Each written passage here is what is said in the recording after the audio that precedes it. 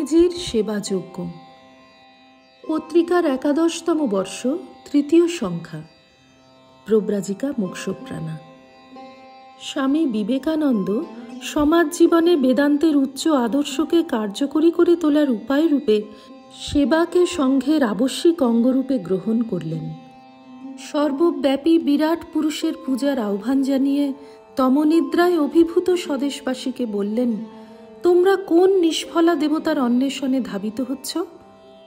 তোমার সম্মুখে, তোমার চতুর্দিকে যে দেবতা দেখছ, সেই বিরাট পুরুষের উপাসনা করতে পারছ না?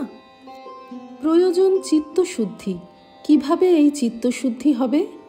প্রথম পূজা, বিরাটের পূজা। তোমার সম্মুখে, তোমার চারিদিকে যারা রয়েছে তাদের পূজা। এদের পূজা করতে হবে, সেবা নয়। শিবজ্ঞানে জীবসেবার অর্থ সকল জীবে শিব বা ব্রহ্ম অধিষ্ঠিত আছেন। জীব ব্রহ্মই, এই বোধে প্রতিষ্ঠিত হয়ে জীবের সেবা। এটি সর্বোচ্চ স্তরের প্রয়োগাত্মক বেদান্ত। আত্মাভিমান বিসর্জন দিয়ে মান যশের প্রত্যাশা না রেখে নিজেকে অপরের সেবায় নিঃশেষে বিলিয়ে দেওয়া, এইটি রামকৃষ্ণ বিবেকানন্দ সেবাদর্শের মূল কথা।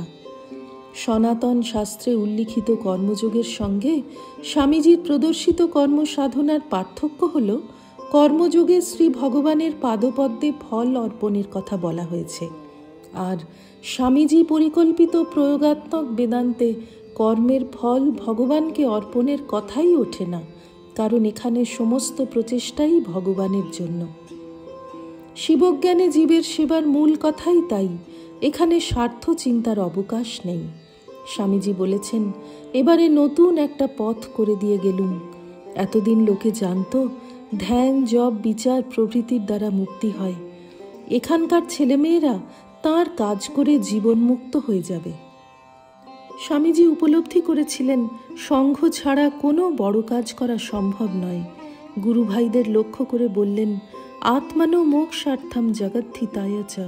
আমাদের জন্ম, কি করছিস সব বসে বসে? ওঠ, জাগ, নিজে জেগে অপর সকলকে জাগ্রত কর। নরজন্ম সার্থক করে চলে যা। উত্তিষ্ঠতা জাগ্রত প্রাপ্য বরান নিবোধতা।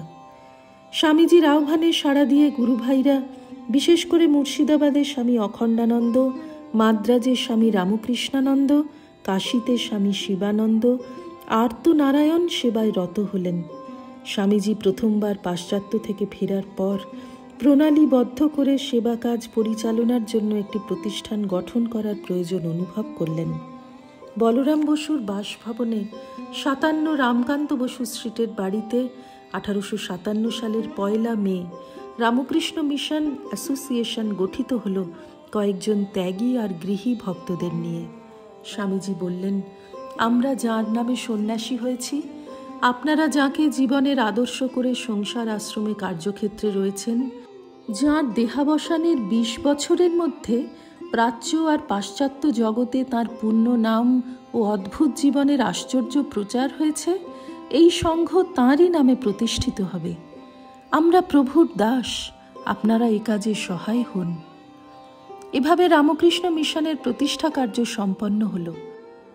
আজ বহু সমাজ কল্যাণমূলক সংস্থা গড়ে উঠেছে। নিঃস্বার্থ প্রেম আর আধ্যাত্মিকতার উপর প্রতিষ্ঠিত না হলে এরা দীর্ঘকাল স্থায়ী হতে পারবে না। এই প্রসঙ্গে একজন ভক্ত বালিকাকে লেখা স্বামী প্রেমানন্দের একটি পত্রের কয়েকটি পংক্তি স্মরণ করি।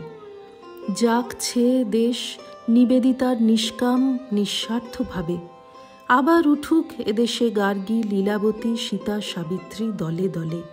ঠাকুর কৃপা করে তোমাদের দেবভাবে পূর্ণ করুন, ইহাই প্রার্থনা।